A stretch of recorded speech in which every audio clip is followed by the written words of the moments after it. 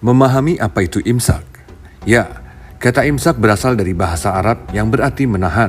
Dalam bahasa Arab, imsak juga dapat diartikan sebagai bentuk suku kata yang menunjukkan bahwa seorang menahan hartanya dan tidak menafkahkannya. Istilah imsak memang tidak ada pada masa Rasulullah SAW. Waktu imsak ini sebenarnya merupakan langkah kehati-hatian agar orang yang melakukan puasa tidak melakukan batas waktu mulainya yakni fajar. Sementara waktu yang diperlukan untuk membaca 50 ayat Al-Quran itu sekitar 8 menit, maka waktu imsak terjadi 8 menit sebelum waktu subuh. Wallahu a'lam bishawab. Assalamualaikum warahmatullahi wabarakatuh. Bismillahirrahmanirrahim. Alhamdulillahirabbil alamin. Wassalatu wassalamu ala asyrafil anbiya'i wal mursalin. Sayyidina Muhammadin wa ala alihi wa sahbihi ajma'in, amma ba'du. Saudara-saudara kaum muslimin dimanapun Anda berada, pada edisi kali ini kita akan berbicara tentang waktu imsak. Mengapa di negeri kita, juga negeri-negeri yang lain di dunia Islam, pada bulan Ramadan itu ada waktu imsak. Waktu imsak itu artinya waktu seseorang menahan diri dari makan, minum, merokok, dan lain-lain yang membatalkan puasa. Mengapa? Jadi begini, sebenarnya waktu puasa itu dimulai dari terbitnya fajar. Kalau fajar sudah terbit, maka nggak boleh makan, nggak boleh minum, merokok, dan lain-lain yang membatalkan puasa. Nah, masalahnya umat Islam ini pada masa modern juga pada masa-masa yang lalu dalam melakukan ibadah kan tidak melihat fajar. Tapi pakai apa? Pakai jam. Dan mungkin ada sebagian besar ya umat Islam nggak tahu fajar subuh seperti apa, mungkin ada itu. Dan mungkin bukan cuma subuh yang nggak melihat fajar. Bahkan misalnya sholat zuhur, nggak melihat bayangan ya matahari agak bergeser ke barat. Waktu sholat asar, nggak lihat juga. Semuanya pakai jam. Dan jam itu artinya hasil perhitungan ilmu hisab, ilmu falak. Nah, karena kita ini ikut ilmu hisab atau ilmu falak, maka para ulama memberi jeda waktu antara imsak dengan waktu subuh itu 10 menit.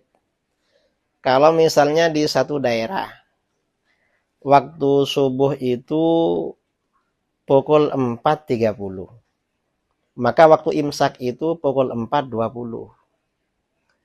Mengapa ada jarak 10 menit? Itu berarti menurut perhitungan ilmu hisab, terbitnya fajar tengah-tengah. Terbitnya fajar itu pukul 4.25. Nah, untuk berhati-hati agar sholat subuhnya ini sah, khawatir sholat subuh fajar belum terbit, maka sholat subuhnya mundur ke belakang 5 menit. Puasanya untuk lebih berhati-hati, ya, agar kita tidak makan, tidak minum pas waktu fajar.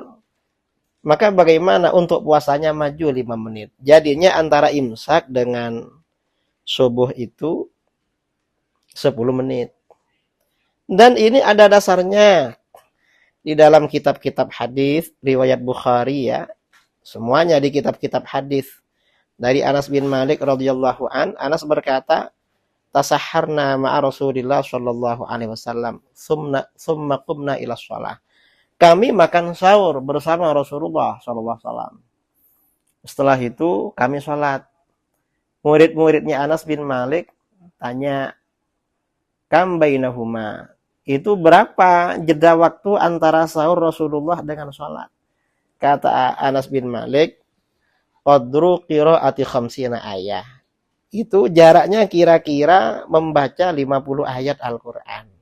Nah, baca 50 ayat Al-Quran, kalau bacanya bagus, itu kan kira-kira memang 10 menit itu. Itu artinya imsak. Nah, sekarang ini ada sebagian saudara kita menolak waktu imsak. Sementara dia ikut jam.